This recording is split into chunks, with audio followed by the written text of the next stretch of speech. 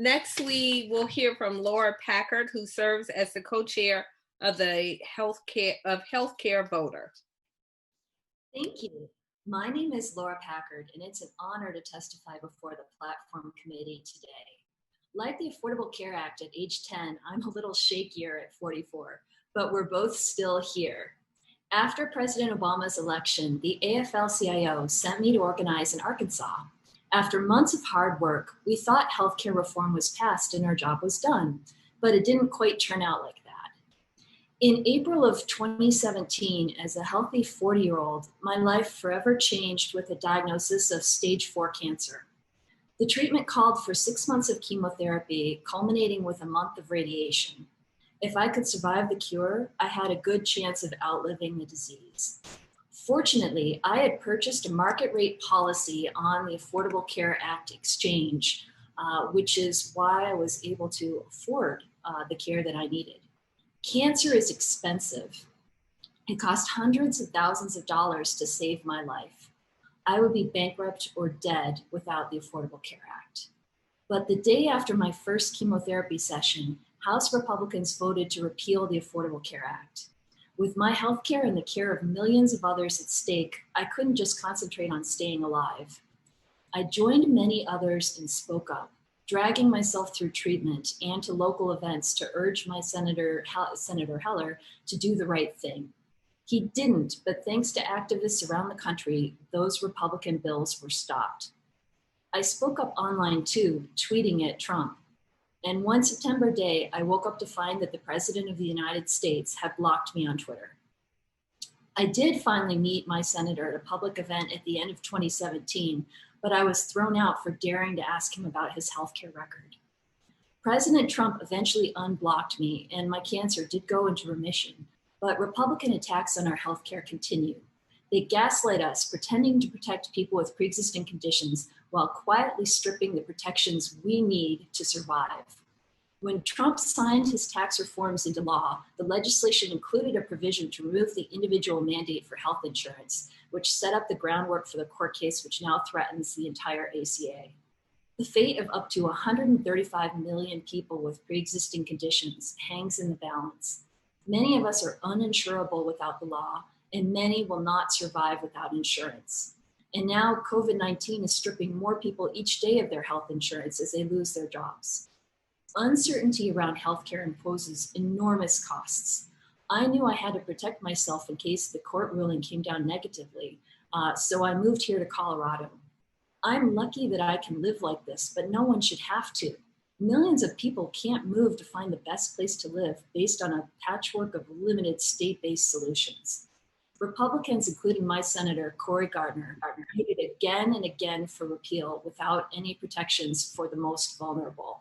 In the time of coronavirus, it's become clear that when a healthcare system does not work for some of us, it fails us all. Thank you. Thank you. Our first question is from Congresswoman Garcia. Thank you, Mayor. And first, Laura, let me just thank you for your courage and your stamina and sticking with it, because I know it must be difficult to just have to pick up your entire life and move somewhere else just to get the healthcare access that you need. You know, as my colleagues who are on this committee will remember, we just almost gasped when the president during the State of the Union talked about his support for the Affordable Care Act and protecting pre-existing conditions and blah, blah, blah, blah. At the same time, when he was fighting the court case to repeal the Affordable Care Act. And I've lost track of how many times they filed lawsuits and tried to pass votes to repeal it. So congratulations for sticking with it. And congratulations for being blocked by the President of the United States. You should wear that as a badge of honor. So tell us, what does it feel like? You know, you had to pick up from Arkansas and move to Colorado just to get health care. Well, nobody should have to live like this. At the end of 2018, during the period where you choose your health insurance for the next year, I had 4 states to pick from to where to live if the court case dismantled the ACA. And that's not sustainable for anybody.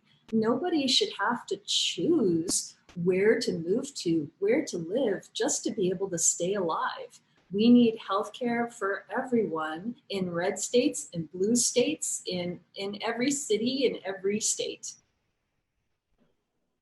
Thank you, and thank you for your courage, and thank you for sharing your story with us. Thank you. Thank you. Our next question is from Dr. Gottney. Thank you, Mayor. And thank you, Ms. Packard, for your testimony. And I second the congratulations on being blocked by Trump. You know you're doing something right when the president doesn't want to interact with you. As you have testified here, the Affordable Care Act has changed the lives of many Americans, especially those with pre-existing conditions.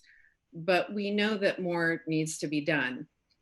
What policies would you like to see implemented that would have helped you on your journey through coping with your illness?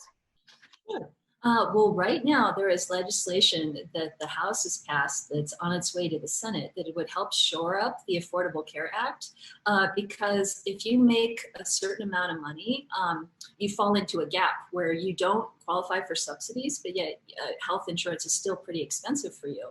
So that is a real problem for millions of Americans. And this piece of legislation will help make it more affordable for everyone across the board, which is why I think it's despicable that so many Republicans won't look at passing common sense pieces of legislation like this that would help millions. Thank you. Thank you very much for joining us.